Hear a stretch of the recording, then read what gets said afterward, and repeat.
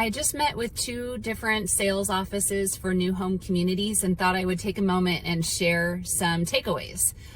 These are both in Henderson, both with homes starting in the high 400s. So what's going on here might be different than what you're seeing in other communities throughout the valley. But there are a couple of keys when looking for new homes right now. Number 1, appointments are generally going to be necessary. You can't just drive in off of the street and expect to be able to look at homes. They're taking a lot of precautions with COVID-19, and there might be some extra rules associated with meeting a sales representative, for example. Some aren't allowing children, some are requiring masks, etc. So it's important to plan ahead and know the rules associated with each of the individual communities. Also, you'll want to be patient because there have been layoffs in the sales offices, and in many cases, one sales representative is working more than one community, and so their time is a little bit more limited. Number 2, just like what we're seeing with our traditional resale market, their sales have been pretty steady and they're starting to pick up even more. And I'm finding there's not a ton of opportunities with, picking a lot and building from ground up. Lot premiums are as high as ever, and most of the lots are carrying a premium, even just starting at $20,000. Where the real opportunity is right now is on the quick move-in homes.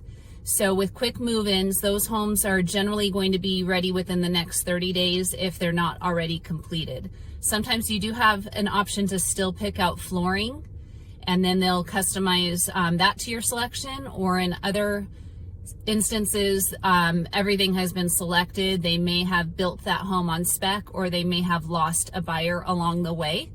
And with that in mind, they're offering some great incentives because they want to move their standing inventory.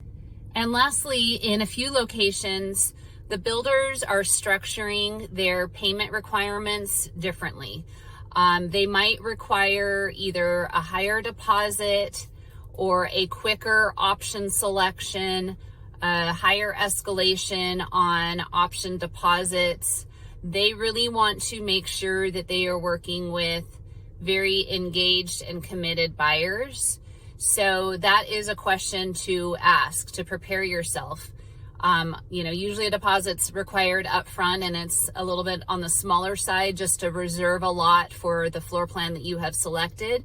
But as you start to pick your structural options and then your cosmetic options, what are the requirements for additional down payments? Where are those funds held? What's the timing, etc. As with everything, I would definitely recommend that you work with a qualified real estate agent.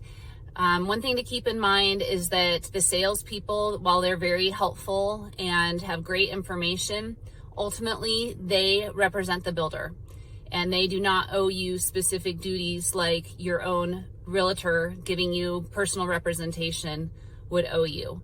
So particularly in times like this with a little bit of more uncertainty where you want to keep yourself protected, make sure you have a qualified real estate agent to not just hold your hand through the process, but be your advocate.